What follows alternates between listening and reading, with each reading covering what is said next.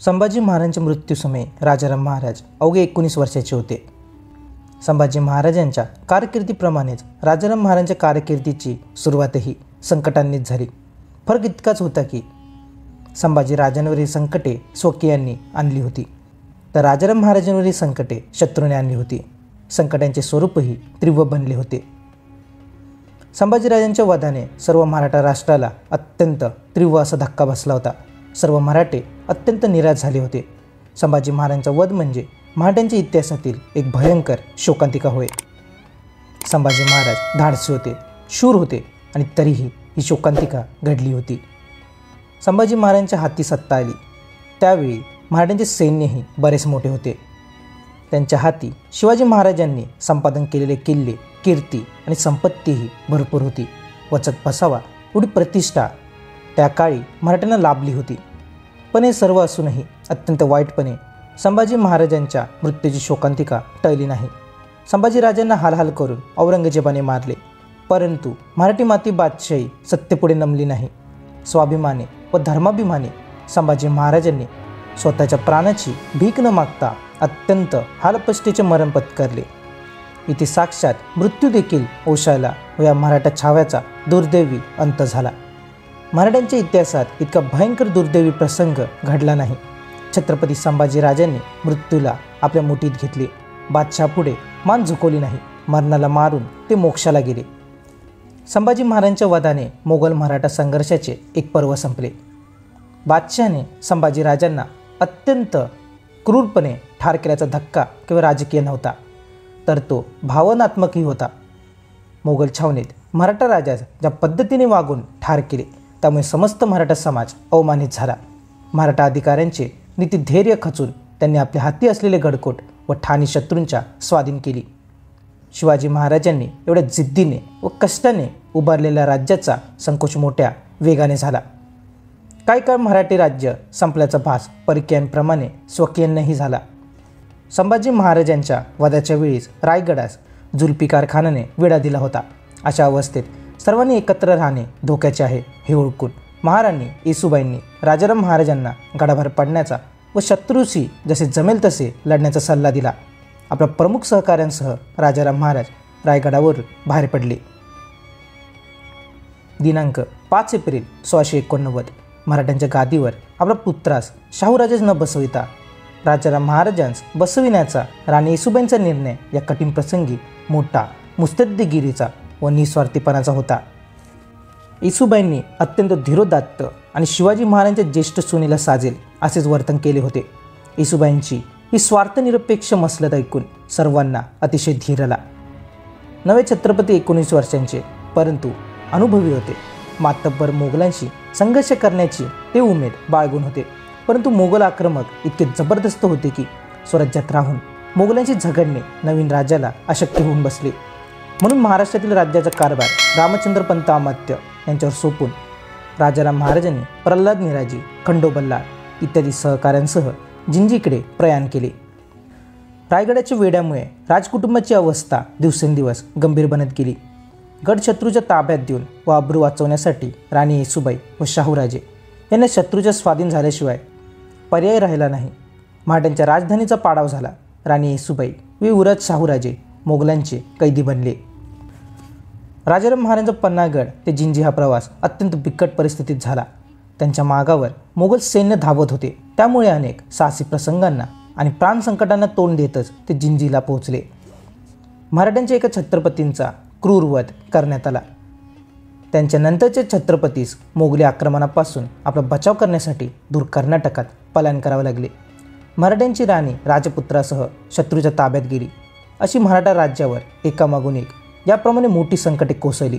मराठा राज्य संपुष्टात आले असे खुद्द औरंगजेबच नाही तर मराठा वतनदार व अधिकाऱ्यांनाही वाटले. मराठा राज्याचे एकमेव वारस राजाराम महाराज यांना पकडून ठार केले की दक्षिणेतील मराठ्यांशी चाललेले युद्धाचे मूळच नष्ट होईल असे बादशहास वाटल्यास नवल नाही. याच सुमारास मराठी मुलकात एक चमत्कार घडून आला. संपुष्टात आलेली मराठा सत्ता पुन्हा जोमाने वाढत असल्याचे बादशास दिसून आले. मोडलेले मराठा राज्य पुन्हा सावरू लागले. रामचंद्रपंत अमात्य, शंकरजी नारायण, संताजी घोरपडे व धनाजी जाधव या दोघांनी महाराष्ट्रात लष्कर पुन्हा संघटित केले. 10,000 फौजा घेऊन संताजी धनाजी महाराष्ट्रात संचार करू लागले. अनेक मोगल सेनानींना त्यांनी पराभूत केले, तर अनेकांना कैद करून त्यांच्याकडून खंडणी वसूल केली. मराठा राज्य बुडत नाही हे ध्यानात येताच अनेक वतनदार मंडळी पुन्हा एकदा दरबारात रुजू झाली. मराठी सरदार निष्ठेसाठी राजाराम महाराजांच्या पायाशी येऊन मोगलांच्या ताब्यात गेलेले गडकोट हस्तगत करण्यास त्यांनी प्रारंभ केला. जिंजीच्या वेड्यामुळे राजाराम महाराजांची अवस्था काही काळ बिकट बनली, पण जिंजी पुढील लष्करातील या बड्या उमेदवारांमधील यादवीने त्यांचा बचाव झाला. महाराष्ट्रातून संताजी व धनाजींनी येऊन जिंजी पुढील मोगल लष्कराची दाणादाण उडवली. पुढे जुल्फिकार खानाच्या विनंतीनुसार राजाराम महाराजांना जिंजी सोडावे लागले. जिंजीचा हा वेढा सुमारे 8 वर्षे चालला, पण मराठ्यांचा पराक्रम व मुस्तैदगिरी यामुळे मोगलांना तो राजाराम महाराजांसह काबीज करण्यात यश आले नाही. या 8 वर्षांच्या काळात मराठी सरदार महाराष्ट्र कर्नाटकाच्या विस्तीर्ण प्रदेशावर मोठमोठ्या फौजांसह संचार करीत राहिले. आदिलशाही व कुतुबशाही या दक्षिणेतील 2 शाया बुडवल्यावर त्यांचा प्रदेश आता मोगलांच्या ताब्यात आला होता, पण या विस्तीर्ण प्रदेशाचे संरक्षण करण्याचे कार्य बादशाहच्या हातून पार पडले नाही. आपल्या फौजेनिशी या प्रदेशातील परगणे लुटणाऱ्या मराठ्यांना बादशहाच आवर घालता आला नाही. मराठ्यांचा जोर दिवसेंदिवस वाढतच गेला. नाशिकपासून जिंजी तंजावरपर्यंत राजाराम महाराजांच्या नेतृत्वाखाली मराठी धुमाकूळ घालीतच राहिले. या कालावधीत महाराष्ट्रातील कारभार रामचंद्रपंत अमात्य व शंकरजी नारायण सचिव या राजाराम महाराजांच्या प्रधानांनी अत्यंत कार्यक्षमपणे चालविला. सन 1689च्या नोव्हेंबरपासून सन 1697च्या नोव्हेंबरपर्यंत बरोबर 8 वर्ष राजारामांचा मुक्काम जिंजी व लगतच्या प्रदेशात होता. 8 वर्षांचा कालखंड हा छोटा काळ नव्हता, पण शत्रूच्या वेड्यात सापडून नाना प्रकारच्या अडचणींमुळे राजाराम महाराजांना एवढ्या मोठ्या कालखंडात स्वतःचा पराक्रम गाजविण्यास संधीच मिळाली नाही.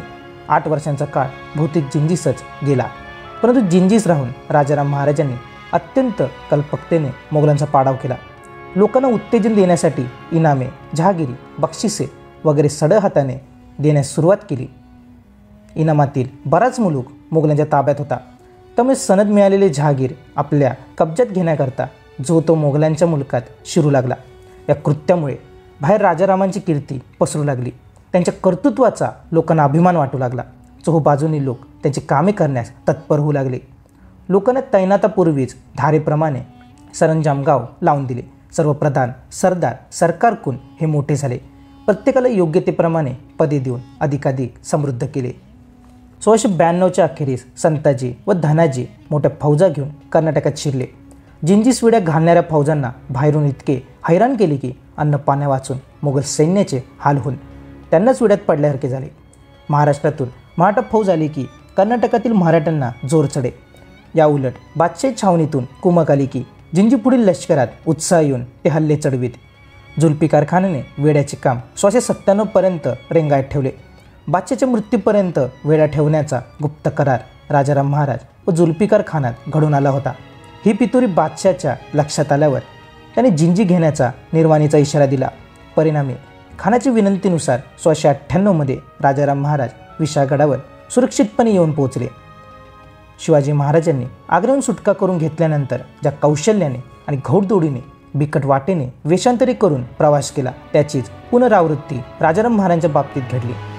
त्या मार्गावर भैरजी घोरपडे, मालोजी घोरपडे, संताजी जगताप, रुपाजी भोसले, मानसिंग मोरे, खंडोबाला चिटणीस इत्यादी मंडळींनी जे असामान्य शौर्य आणि निष्ठा दाखवली, आपले प्राण धोक्यात घालून छत्रपतींना विशाळगडापर्यंत सुखरूप पोहोचवले, त्या घटनेला इतिहासात तोडच नाही.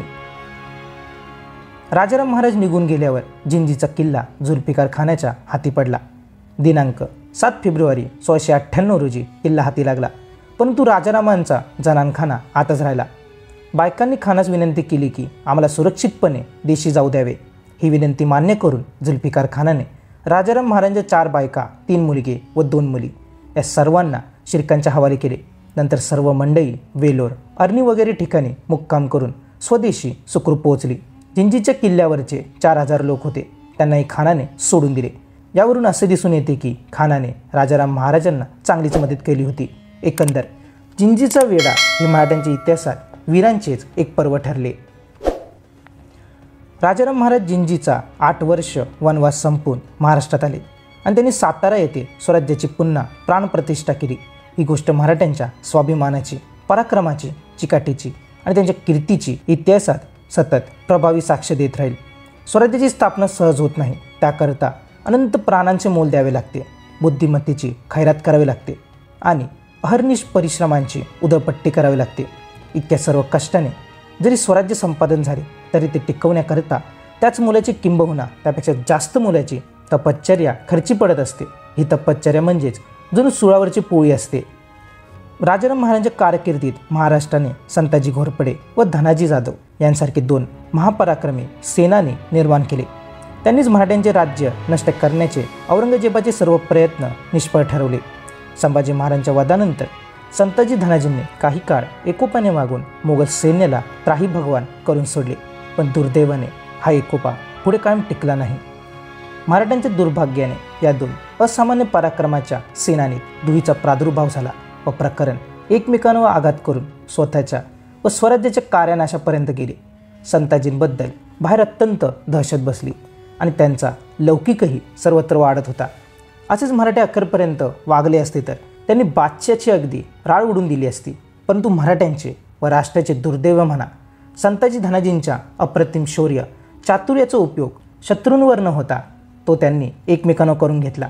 ही गोष्ट मराठ्यांच्या कर्तृत्वास मोठी काळीमा फासणारी ठरली. मे 1696 राजाराम महाराजांशी संताजींचे वितुष्ट येऊन त्यांस सेनापती पदावरून काढून टाकले गेले. संताजी बंडखोर ठरवले गेले. लवकरच कर्नाटकात आयवरकुटी येथे खुद्द राजाराम महाराज व धनाजी यांची संताजींशी लढाई घडून आली. या लढाईत संताजी जरी विजयी झाले तरी मराठा राज्याच्या दृष्टीने ही घटना घातक ठरली. एवढे रणशौर्य व अप्रतिम सेनानीत्व धारण करणारे संताजींसारखे मराठ्यांचा मोहरा बंडखोरीस पात्र होऊन वाया जावा हे आपल्या राष्ट्राचे दुर्भाग्यच म्हणावे लागेल. आयवरकुटी येथील संताजी धनाजींची आपापसातील लढाई अत्यंत राष्ट्रघातक ठरली. लवकरच संताजींच्या हाताखाली असणारी मराठा फौज आपल्याकडे आणण्यात राजाराम महाराज व धनाजी जाधव हे यशस्वी झाले. संताजींची बाजू दुबळी झाली. परिणामी हतबल होऊन संताजी महाराष्ट्रात महादेवाच्या डोंगरात आश्रयास आले. पुढे तेथेच जुलै 1697 म्हसवडच्या नागोजी माने या मराठा सरदाराने वैयक्तिक हेवेदाव्यापोटी त्यांचा खून केला. एकंदरीत संताजींच्या नाशाने मराठा राज्याची मोठी हानी झाली. शिवाजी महाराजांच्या शिस्तीत मुरलेले संताजी त्यांचेच अनुकरण करी, परंतु त्यांचे चीज करणारा शिवाजी राजेंसारखा धनी त्यास मिळाला नाही. ही अत्यंत खेदाची गोष्ट होती. गनिमी-काव्याचा आद्यजनक ही पदवी त्यांना देता येईल. नानाविध मंडळींनी एकजुटीने वागून औरंगजेबासारख्या प्रबल शत्रूस नरम केले. त्यात रामचंद्रपंत अमात्य यांची कामगिरी अत्यंत चांगली होती. छत्रपती शिवाजी महाराजांच्या कारभारात अनुभव मिळून आप्तप्रसंगी मराठा राष्ट्राचा सांभाळ करणारी रामचंद्रांइतकी उज्ज्वल व्यक्ती इतिहासात बहुधा दुसरी मिळणार नाही. छत्रपती शिवाजी महाराजांनी राज्यकारभाराची धोरणे आखून दिली. ती प्राप्त परिस्थितीत अंमलात आणण्याचे त्यांनी खूप प्रयत्न केले. रामचंद्रपंत हे मुत्सद्दी अनेकांची मर्जी सांभाळून त्यास कार्यप्रवण करणारे दूरदर्शी व शांतवृत्तीचे होते. शत्रूचा पाडाव करून शिवाजी महाराजांचे ध्येय राखणे एवढेच त्यांचे ध्येय होते. राजाराम महाराज सिंहासनावर बसले तर औरंगजेब संपूर्ण राज्य घाशात घालणार होता. त्यावेळी राज्य रामचंद्रपंत यांच्यावर सोपून राजाराम महाराज जिंजीस गेले होते. राजाराम महाराजांच्या कठीण प्रसंगी रामचंद्रपंत राष्ट्रास लाभले हे मोठे भाग्यच. रामचंद्रपंतांनी सदैव जागृत राहून मनुष्य स्वभाव ओळखून महाराष्ट्र व कर्नाटक अशा दोन्ही ठिकाणी बादशाहाशी झगडा करून त्यात यश मिळवले. रामचंद्रपंतांबरोबर महाराष्ट्रात वावरणारा त्यांचा जोडीदार शंकराजी नारायण होय. ते मोठे युक्तिबाज व हर तऱ्हेने कार्यसिद्धीस नेणारे होते. औरंगजेबाने संभाजी महाराजांना पकडून मावळातील किल्ले काबीज करण्याचा सपाटा चालविला. त्यावेळी शंकराजींनी मावळी फौज जमून मोगलांचा उच्छेद करून अल्प अवकाशात मावळातील किल्ले बादशाह ताब्यातून परत घेतले. ते अत्यंत हुशार, उलाढाली करण्यात निष्णात व धाडसी होते. ते हाती घेतलेले काम तडीस नेत असे. शंकरजी नारायण यांनी सर्व वतनदाराची वतने पूर्वीच्या मालकांच्या स्वाधीन केली. राजारामांनी हा प्रकार मान्य केला असला तरी तो मुख्यतः शंकरजी पंतांनीच पुढे घडून आणला. राजगडाप्रमाणे प्रतापगड, रोहिडा, तोरणा हे किल्ले शंकरजी नारायण व रामचंद्रपंत यांनी ताब्यात घेतले. पुढे राजाराम महाराजांनी शंकराजी पंतांना सचिवपद दिले. जिंजीत जाताना छत्रपतीने रामचंद्र पंतास हुकुमतपणा व शंकराजी पंतास राजाज्ञा हे किताब दिले. रामचंद्र पंत व शंकराजी या दोघांचे कल्पना चातुर्य आणि संताजी व धनाजी यांचे युद्ध कौशल्य यांचा अप्रतिम संगम झाल्यामुळेच बादशाचा पाडा होऊन एवढ्या महायुद्धात मराठा राज्याचा बचाव झाला. या चौघांपुढे कोणाचाही टिकाव लागला नाही. मावळ व कोकण या प्रदेशाचा कारभार पूर्णपणे रामचंद्र पंत व शंकराजी पंतांनीच केला. प्रतिनिधी घराण्याचा संस्थापक परशुराम त्रिंबक याचवेळी प्रथम प्रसिद्धीस आले. औरंगजेब बादशाह महाराष्ट्र जिंकण्याचे प्रयत्न करीत असता परशुराम पंतांनी किल्ल्याचा बंदोबस्त ठेवून आणि लोकांच्या ठिकाणी स्वराज्याभिमान उत्पन्न करून मिरजपासून रांगणापर्यंतचा सर्व प्रदेश मोगलांच्या ताब्यातून सोडवला.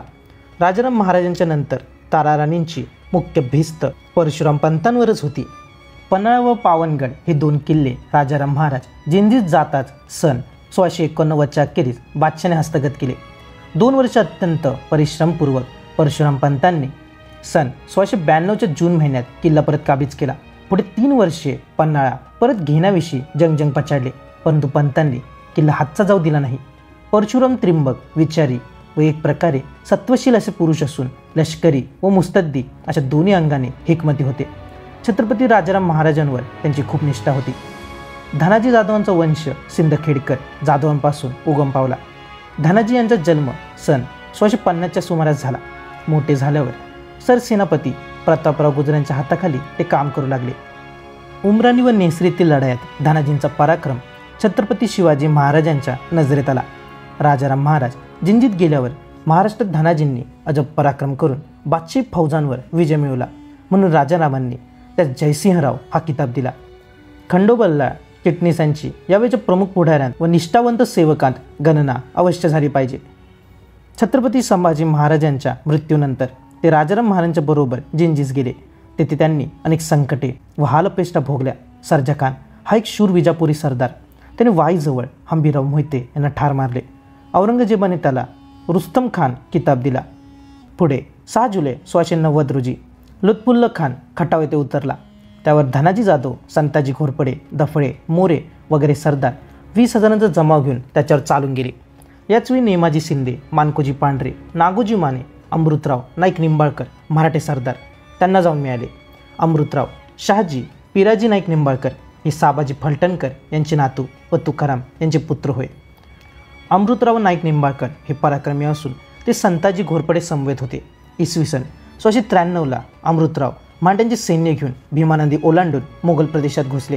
त्यांचा पाठलाग करण्यासाठी हिम्मत खान रवाना झाला, परंतु मराठ्यांच्या चपल हालचालींमुळे हिम्मत खान काही करू शकला नाही. त्यांनी मोगल प्रदेशात लुटालूट केली. राजाराम महाराजांच्या काळात संताजी व धनाजींमध्ये नेहमीच धुसफूस चालू असे. संताजींचे सेनापती पद काढून घेण्यात आले, कारण संताजींनी राजाराम महाराजांचे आदेश पाळले नाहीत. सेनापती पद धनाजीस देण्यात आले. धनाजींना संताजींवर चाल करून संताजींना पकडण्याचे हुकूम छत्रपतींनी दिल्यावर आयवारकुटीची लढाई झाली. याच लढाईत अमृतराव नाईक निंबाळकर यांनी 1696 साली उडी घेऊन शूरत्वाची सीमा केली. याच लढाईत अमृतराव मारले गेले. अमृतराव निंबाळकर स्वामी कार्यावर खर्च झाले. पुढे अमृतरावांची बहीण राधाबाई हिचा पती नागोजी माने यांच्याकडून संताजी घोरपडे यांचा वध झाला. एक दुर्दैवी घटना घडली. राजारामांची कारकीर्द म्हणजे मराठा वीरांनी व मुस्तद्दींनी संगनमताने औरंगजेबास शह दिला. नाना प्रकारच्या अडचणींतून मार्ग काढून मराठा मंडळींनी स्वार्थत्यागपूर्वक बादशाशी जो अपूर्व झगडा केला त्यात इतिहासात तोड नाही. त्यामुळे या इतिहासाला स्वातंत्र्याचे युद्ध असे नाव मिळाले, ज्यांच्यामुळे मराठ्यांचा भावी इतिहास इतका उज्ज्वल बनला. त्याचे सारे श्रेय मराठ्यांचा नायक किंवा छत्रपती या नात्याने राजाराम महाराजांना मिळते. राजारामांची वृत्ती मंद व नरम होती, म्हणूनच प्रल्हाद निराजी व रामचंद्र पंत अमात्य यांच्यासारखे मुस्तद्दी, संभाजी धनाजींसारखे रणवीर किंवा खंडोबल्लाळ व परशुराम त्रिंबक यांच्यासारखे एकनिष्ठ राष्ट्रपुरुष निसीम स्वामीसेवा करण्यास समर्थ झाले. म्हणूनच राजारामांना स्थिर बुद्धी हे विशेषण दिलेले आढळते. राजाराम महाराज स्थिर बुद्धी असले तरी तब्येतीने नाजूक होते. त्याची मूळचीच प्रकृती तोळामास होती. छत्रपती शिवाजी महाराज अथवा छत्रपती संभाजी महाराज यांच्यासारखा आवेश राजाराम महाराजांच्या ठिकाणी कधीच प्रकटला नाही. प्रवासात थकवा येऊन त्यांना वारंवार उचलून नेण्याचे प्रसंग अनेकदा घडले होते. राजारामांना छातीचा विकार असावा, अल्पकाळ ज्वर येऊन छातीच्या विकाराने रक्ताच्या गुन्ह्या होऊन त्याच आजारात 2 मार्च 1700 राजाराम महाराज मरण पावले. मृत्यूसमयी त्यांची 2 मुलगी व 2 स्त्रिया पन्हागडावर होत्या. अंबिकाबाई उर्फ अहिल्याबाई विशागडावर सती गेल्या. राजाराम महाराजांना एकंदर 4 पत्नी होत्या. पहिली पत्नी जानकीबाई या प्रतापराव गुजरांच्या कन्या होत्या. दुसरी पत्नी ताराबाई या तळबीडच्या हंबीराव मोहिते यांच्या कन्या होत्या. त्यांना एक मुलगा होता, त्याचे नाव शिवाजीराजे. तिसरी पत्नी राजेशबाई या कागलकर घाटके यांच्या कन्या. यांना संभाजीराजे नावाचा एक पुत्र होता. चौथी पत्नी अंबिकाबाई उर्फ अहिल्याबाई या वैराग येथील नाईक निंबाळकर घराण्यातील होत्या. राजारामांच्या मृत्यूसमयी अहिल्याबाई विशागडावर होत्या. महाराजांचे पागोटे बरोबर घेऊन अहिल्याबाई राणीसाहेब सती गेल्या. त्यावेळी महाराणींचे वय अवघे 24 किंवा 25 असावे. वैरागच्या निंबाळकर घराण्यातील या मुलीने 25व्या वयात सती जाण्यापूर्वी व्यक्त केलेला सूर्यास्ताबाबतचा अंदाज किती दृढ होता हे पाहून मनात चटका लागल्याशिवाय राहत नाही. मी सती गेल्याशिवाय सूर्यास्ताला जाणार नाही हे त्यांचे उद्गार ऐकून आजही अंगावर शारे आल्याशिवाय राहत नाही. वैरागकर यांच्या नाईक निंबाळकर घराण्यातल्या या मुलीने छत्रपतींची राणी झाल्यानंतर राजाराम महाराजांच्या निधनानंतर सती जाण्याचा दृढ निश्चय केला. आणि मी सती गेल्याशिवाय सूर्याची सावलीही जागेवरून हलणार नाही, मी सती गेल्याशिवाय सूर्य अस्तास जाणार नाही असे विचार बोलून दाखवावेत. यातून त्यांची पातिव्रत्य धर्मपरायणता छत्रपतींचरणी दृढभाव पाहून अशा या राजाराम महाराजांच्या पत्नीस कोटी कोटी प्रणाम. राजाराम महाराजांचा मृत्यू सिंहगडावर झाला. त्यावेळी त्यांचे वय अवघे 30 वर्षांचे होते. राजाराम महाराज जन्माला पालथे आले होते. छत्रपती शिवाजी महाराजांनी हे वृत्त ऐकून हा पृथ्वीचे राज्य पालथे घालील असे उद्गार त्यावेळी काढले होते. राजाराम महाराजांना मिळालेले 30 वर्षांचे आयुष्य हे अनंत प्रकारच्या घटनांनी भरले होते. आजही राजाराम महाराजांची छत्री सिंहगडावर आहे व अहिल्याबाई राणीसाहेब जेथे सती गेल्या तेथे विशाळगडावर वृंदावन बांधून त्याची रोज पूजा अर्चा केली जाते. राजाराम महाराज व ताराराणी मराठा राज्याचा राज्यकारभार जिंजून चालवित असतानाच जुल्फिकार खान मात्र जिंजीला विडा घालून बसलेला होता. जुल्फिकार खानाचे व राजाराम महाराजाचे संगनमत झाल्याचे औरंगजेबाच्या कानावर जात होते. त्यामुळे औरंगजेब काळजीत पडला होता. जिंजी जिंकण्याविषयी औरंगजेबाने निर्वाणीचा इशारा दिला होता. त्यामुळे जुल्फिकार खानाने राजाराम महाराज व त्यांच्या कुटुंबास किल्ल्यातून बाहेर पडण्यास संधी दिली व नंतर किल्ला हस्तगत केला. किल्ला ताब्यात आल्याने औरंगजेबास अत्यंत आनंद झाला होता. परंतु राजाराम महाराज व त्यांचे कुटुंब किल्ल्याबाहेर पडल्यामुळे औरंगजेबास अत्यंत दुःख झाले. राजाराम महाराजांनी जिंजी सोडल्यानंतर आपल्या कुटुंबासमवेत मार्च 1698च्या सुमारास ते पन्हाळगड ते विशाळगड या परिसरात आले. ताराराणींचे पुत्र शिवाजीराजे उत्तर कोकणाच्या स्वारीवर गेले. राजाराम महाराज व ताराराणी गणोजी शिर्के व खंडू बल्लाळ यांच्या मदतीने वेलोरच्या किल्ल्यात येऊन राहिले. या सर्वांना आता कर्नाटकात राहणे योग्य नव्हते. महाराष्ट्रातून त्यांच्या संरक्षणासाठी सैन्य पण आले. फेब्रुवारी 1698 राजाराम महाराज वेलोर सोडून पन्हागडावर दाखल झाले. ताराराणी व राजाराम महाराज प्रतापगडावर तुळजाभवानीच्या दर्शनास आले. वाटेतच त्यांना राजेशबाईंना उत्तररत्न झाल्याची बातमी कळाली. विशाळगडावर जाऊन बारशाचा कार्यक्रम केला. संभाजीराजे असे नाव ठेवले. नंतर महाराज सज्जनगडावरून सातारच्या किल्ल्यावर दाखल झाले. त्यानंतर सातारा हीच स्वराज्याची राजधानी असावी म्हणून राजाराम महाराजांनी तिथूनच राज्यकारभार सुरू केला. जुनी राजधानी रायगड ही मोगलांच्या ताब्यात होती. त्याने स्थापन केलेली जिंजी ही शत्रूच्या हाती गेल्यामुळे सर्व राज्यावर नजर टाकण्यासाठी मध्यवर्ती अशी सातारा हीच राजधानी ठीक होती. या राजधानीलाही पुढे औरंगजेबाने वेढा दिला. तेव्हा बाहेरून धनाजींनी हल्ला चढून मोगल सैन्यात घबराट निर्माण केली होती. राजाराम महाराजांच्या मोहिमा चालूच होत्या, परंतु त्यांची प्रकृती त्यांना साथ देत नव्हती. क्षयाच्या विकारामुळे त्यांची तब्येत अत्यंत क्षीण झाली होती. मोहिमेमुळे त्यांच्या नाजूक प्रकृतीवर शारीरिक व मानसिक ताण पडला. अत्यंत श्रमाने त्यांची प्रकृती बिघडली. शेवटी पालखीत घालून त्यांना सिंहगडावर पोचवले. तेथे त्यांना ताप आला व त्यातच रक्ताच्या गुन्ह्या येऊन अवघ्या 31व्या वर्षी राजाराम महाराजांचा दुर्दैवी अंत झाला. वयाच्या अवघ्या 25व्या वर्षी ताराराणींवर वैधव्याची कुऱ्हाड कोसळली. शत्रूशी अटीतटीचा सामना चालू असताना मराठा राज्यावर मोठे संकट येऊन कोसळले. राजाराम महाराजांच्या मृत्यूची वार्ता औरंगजेबाला समजताच त्याचा आनंद गगनात मावेना. त्याने गुडघे टेकून प्रार्थना केली व छावणीत आनंदोत्सव साजरा केला. सैनिक परस्परांना भेटून अभिनंदन व्यक्त करू लागले. आता राजाराम महाराजांच्या 2 राण्या व 2 बालके यांना पकडले की मराठ्यांचे सर्व राज्य आपल्या ताब्यात आले असेच औरंगजेबास वाटू लागले. बादशाच्या दरबारातील इतिहासकार काफी खान याने आपल्या तारीख-ए-काफी खान या ग्रंथात औरंगजेबाला स्पष्ट इशारा दिलेला आहे की शत्रूला क्षुद्र व दुर्बळ म्हणून कधीही लेखू नका. दूरदृष्टीचा इतिहासकार काफी खानाची भविष्यवाणी खरी ठरली. राजाराम महाराजांच्या हयातीतच काफी खानाने महाराणी ताराबाई यांची योग्यता ओळखली होती व औरंगजेबाच हीच खरी प्रतिस्पर्धी होणार या चित्रात जाणीव होती. राजाराम महाराजांच्या काळातच तारा राणींनी आपल्या कर्तृत्वाची अनेक वेळा झलक दाखवली होती. तारा राणींच्या जीवनातील अनेक पैलू नेहमीच तेजांकित झाल्याचे दिसून आले होते. छत्रपतींच्या घराण्याला शोभणारा पराक्रम व धैर्य नेहमीच तारा राणींनी दाखवले होते. मोगल इतिहासकार काफी खान आपल्या इतिहास ग्रंथात तारा राणींचा गौरव करताना म्हणतात, तारा राणी राजारामांची थोरली बायको होय. त्या बुद्धिमान व शहाण्या होत्या. सैन्याची व्यवस्था आणि राज्यकारभार या बाबतीत नवऱ्याच्या हयातीत त्यांचा मोठा लौकिक झाला होता. धनाजी जाधव व गिरजोजी यादव यांच्यामध्ये देवापुढे व पालखीपुढे जमा होणाऱ्या देणगीच्या वस्तूंच्या हक्काविषयी भांडण निर्माण झाले होते. दोघेही अत्यंत मातब्बर, महत्त्वाच्या व विश्वासू अशा व्यक्ती होत्या. अशा महत्त्वाच्या पदावर काम करणाऱ्या व्यक्तीमधील भांडण असल्याने त्याच्या निकालामुळे राज्यावर वाईट परिणाम तर होणार नाहीत हेही बघणे महत्त्वाचे होते. या निवाड्याचे वैशिष्ट्य म्हणजे धनाजी जाधव हे स्वराज्याचे सेनापती असून सुद्धा त्यांची चूक असल्यामुळे कोणत्याही रागालोभाची पर्वा न करता अत्यंत न्याय, निष्ठुरपणे व कणखरपणे तारा राणींनी या तंट्याचा निकाल दिलेला होता. या निवाड्यामुळे तारा राणी यांची न्यायप्रियता व त्यासाठी कठोर होण्याची तयारी कितपत होती हे लक्षात येते.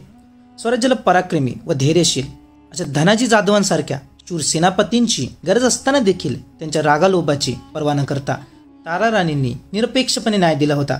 राजाराम महाराजांच्या अस्तित्वातच तारा राणींच्या कार्याचा संपूर्ण ठसा स्वराज्यावर उमटत होता. तारा राणी या छत्रपती शिवाजी महाराजांच्या खऱ्या सून शोभत होत्या. म्हणूनच राजाराम महाराजांच्या मृत्यूनंतर औरंगजेबासारख्या शत्रूला महाराष्ट्रात जी टक्कर दिली तिला इतिहासात तोड नाही. सातारचा किल्ला काबीज केल्याबरोबर औरंगजेबाने पर्री उर्फ सज्जनगड किल्ल्याला वेढा दिला. फौजेचे बरेच नुकसान झाले. त्यामुळे शेवटी जेरीस येऊन 2 महिन्यांनी हाही किल्ला मराठ्यांनी खाली करून दिला. त्या प्रसंगी फतुल्ला खान हा बादशाचा प्रमुख सरदार होता. या किल्ल्याला नवरस्तारा असे नाव दिले. राजाराम महाराज मरण पावले त्यावेळी परशुराम त्रिंबक पर्रीच्या किल्ल्याचा कारभार पाहत होते. राजाराम महाराजांच्या मृत्यूची खबर ऐकताच पर्रीच्या किल्लेदारास न विचारताच परशुराम त्रिंबक शरण गेले आणि काही अटींवर किल्ला बादशाच्या हवाली करून टाकला. त्यावेळी बादशाह साताऱ्यास वेढा घालून बसला होता. सुभानजी भांडवलकर सातारचे किल्लेदार होते. त्यांचे व पर्रीच्या किल्लेदाराचे वाकडे होते. म्हणून पर्रीच्या किल्लेदाराचे बोलणे नाकबूल केल्यास मी होऊनच सातारा व पर्री हे दोन्ही किल्ले ताब्यात देतो. सुभानजींनी औरंगजेबाकडे बोलणे केले. बादशाने ही गोष्ट मान्य करून सातारा किल्ला ताब्यात घेतला आणि सुभानजी यास 5000ची मनसब व पर्रीच्या देशमुखांची सनद दिली. सातारा व पर्री हे 2 किल्ले औरंगजेबाने काबीज केले. राजाराम महाराजांच्या मृत्यूनंतर हे दोन्ही किल्ले औरंगजेबाच्या ताब्यात गेले. दोन्ही किल्ल्यांवर मुघलांचा हिरवा ध्वज फडकू लागला. किल्ल्या हाती पडतात बादशाने महाराजांची मंदिरे उद्ध्वस्त केली व जुन्या पडका मशिदींची डागडुजी केली. सातारा आणि पर्री या 2 किल्ल्यांच्या वेढ्यात मुघल सैनिकांना अतिशय कष्ट पडले होते. आता त्यांना विश्रांतीची गरज होती. महाराजांचे अनेक गड किल्ले घेऊन बादशाचे समाधान झाले नव्हते. त्याला महाराजांचा प्रदेशही जिंकायचा होता. बादशाने भूषणगडाजवळ छावणी करण्याचा निर्णय घेतला होता. पर्रीहून कूच करणे म्हणजे साधी गोष्ट नव्हती. पाऊस पडत होता. नदी नाल्यांना पूर आले होते. छावणीतील हत्ती, उंट व इतर वाहतुकीची जनावरे हजारोंच्या संख्येने नष्ट झाली होती. बादशाला बरेच सामान पर्रीतच ठेवून जाळून टाकावे लागले. जे काही थोडेभूत सामान महत्त्वाचे होते ते अर्धमेल्या जनावरांवर लादून बादशाह भूषणगडावर निघाला होता. ओझ्याच्या भाराने जनावरे पटापट मरू लागली. त्यांच्या मृत शरीरांचे अडथळे मार्गात निर्माण होऊ लागले. अशा अवस्थेत फार फार तर 3 मैलांची मजल करीत प्रत्येक टप्प्यावर 2-3 दिवसांचा मुक्काम करावा लागे. अशा प्रकारे प्रवास करीत सैनिक कसेबसे कृष्णेच्या तीरी मुक्कामास आले. तेथे भयंकर पूर आल्यामुळे नवीनच संकट उभे राहिले. नदीला फार मोठा पूर आला होता. अशा महापुरातून पलीकडे जाण्यासाठी फक्त 7 मोडक्या नावा हजर होत्या. त्यातून सैन्य मोठ्या मुश्किलीने पलीकडील तीरावर पोहोचले. शेकडो सैनिक तर उपासमारीने मेले. पर्री ते भूषणगड हे 45 मैलांचे अंतर तोडण्यास सैन्याला तब्बल 35 दिवस लागले. सातारा किंवा पर्री अशा 1-2 किल्ल्यांचा ताबा घेऊन मराठा राज्य जिंकता येणार नव्हते. बादशाला मराठ्यांचे अनेक किल्ले व प्रदेश जिंकायचे होते. दक्षिणेत धुमाकूळ घालणाऱ्या मराठा फौजांना आवरून त्यांचा बंदोबस्त करायचा होता. मोगल सैन्य तर शक्तिहीन झाले होते. त्यांना ताजेतवाने करण्यासाठी आपल्या साम्राज्यातील समृद्ध ठिकाणी बादशाने अनेक पथकांची रवानगी केली. जुल्फिकार खानाला भूषणगडावर बोलावून घेतले. 5 आठवडे भूषणगडावर राहून बादशाने पन्नागडावर जाण्याचे ठरवले. 30 ऑगस्ट रोजी भूषणगड सोडून मान नदीच्या काठी खवासपूर येथे औरंगजेबाने कूच केले. कोकण किनारपट्टीवरील सिद्धी हा मराठ्यांचा शत्रू आणि मोगलांचा सहाय्यक. सिद्धीने जोर करून दक्षिण कोकणातील मराठ्यांचा अंजनवेल हा किल्ला हस्तगत केला. तेव्हा सिद्धीचा बंदोबस्त करण्यासाठी महाराणी ताराबाईंनी मल्हारराव या सरदारांना 7,000ची फौज देऊन कुंभारली घाटातून कोकणात पाठवले. खुद्द रामचंद्र पंतही फौज घेऊन त्या मोहिमेत सामील झाले. फौज बाळगून असणाऱ्या ठिकठिकाणच्या सरदारांना, देशमुखांना मल्हाररावांना सामील होण्याचा हुकूम सोडला. ही मोहीम सिद्धीच्या दंडाराजपुरीच्या राज्यावर होती. नोव्हेंबर 1700 पासून ते 1701 पर्यंत ही मोहीम चालली. 20,000 मराठा फौजेने सिद्धीच्या प्रदेशावर हल्ला करून तेथे लूट जाळपोळ केली. सिद्धीच्या प्रदेशामध्ये मराठी सैन्य तब्बल 1 महिना तळ ठोकून होते. याच सुमारास मराठा राज्यावर दुसरे संकट निर्माण झाले. महाराणी ताराबाईंना याही संकटांचा सामना तितकाच निकराने करावा लागला. तो म्हणजे औरंगजेबाच्या कैदेत असणारे शिवाजी उर्फ शाहू यांचे 2 तोतये निर्माण झाले. त्यापैकी पहिला तोतया खटावचा खंडोलिंगो कुलकर्णी हा होता, तर दुसरा तोतया जावजी नाईक बलकवडे हा होता. हे दोन्ही तोते चौकशी केल्यानंतर खोटे निघाले. यापैकी खंडोलिंगो कुलकर्णी हा पन्नागडाच्या परिसरातील असून तो स्वतःला शाहू म्हणून घेत असे. याचा पक्ष रामचंद्र पंत अमात्यांनी घेतला. पण खंडोलिंगोची लबाडी ज्यावेळी उघडी पडली तेव्हा रामचंद्र पंतांना अत्यंत पश्चाताप झाला होता. कारण खंडोलिंगोने उभा केलेल्या तोत्याचे नाटक इतके बेमालूनपणे वटवले गेले होते की रामचंद्र पंत अमात्यांसारखा अत्यंत चाणाक्ष मुत्सद्द्याचीही त्यामुळे फसगत झाली होती. पण त्यांच्या वयाकडे व राज्यासाठी केलेली सेवा पाहून महाराणी ताराबाईंनी त्यांच्या या कर्तृत्वाकडे दुर्लक्ष केले. पूर्वीप्रमाणेच त्यांना माफ करून त्यांच्याकडे अमात्यपद हे कायम ठेवले.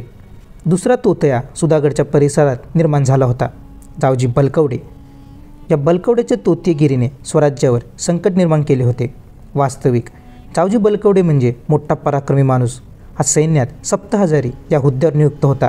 त्याने कोरीगड व सिंहगड हे किल्ले मोगलांकडून घेण्यात राजाराम महाराजांच्या काळात फार मोठा पराक्रम गाजवला होता. या शौर्याबद्दल राजाराम महाराजांनी त्यांना 2 गावे इनाम म्हणून दिली होती. तोतेगिरीच्या पूर्वी फक्त काही दिवसच म्हणजे 16 डिसेंबर 1700 रोजी त्याला किसो त्रिमल यांनी नूतन वतनपत्रही करून दिले होते. अशा जावजीला दुर्बुद्धी का सुचली व त्याने शाहू राजांचा तोतया का साकारला?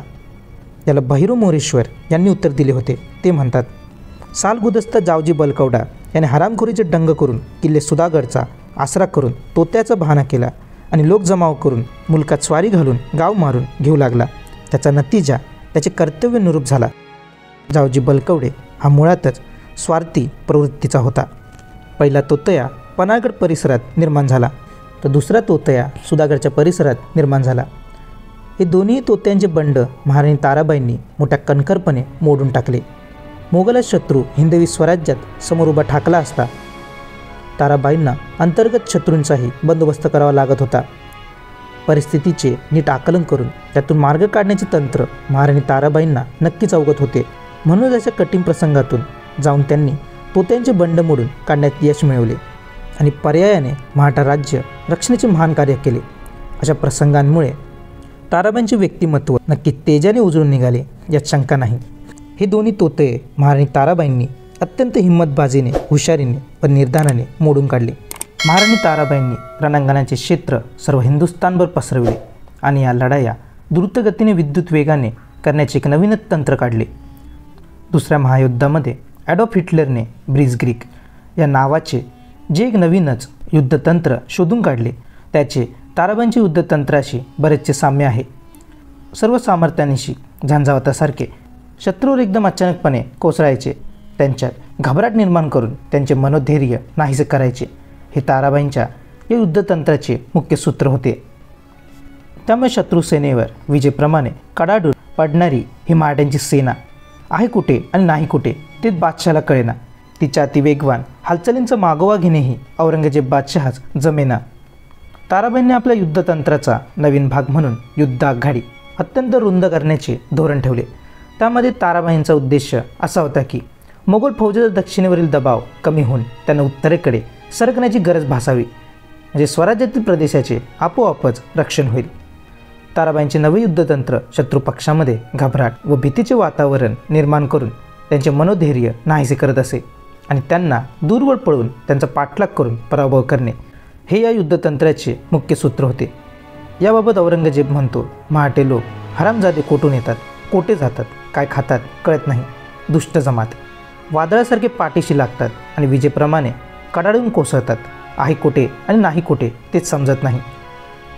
मराठ्यांच्या अतिवेगवान हालचालींचा मागोवा घेणे ह्या औरंगजेबात जमेना अशी परिस्थिती निर्माण झाली. महाराणी ताराबाई ज्या छत्रपती शिवाजी महाराजांच्या जशा स्नुषा होत्या त्याचप्रमाणे सरसेनापती हंबीरराव मोहितेंच्या वीरकन्या होत्या. त्यांनी स्वतः युद्धतंत्र आत्मसात केले होते.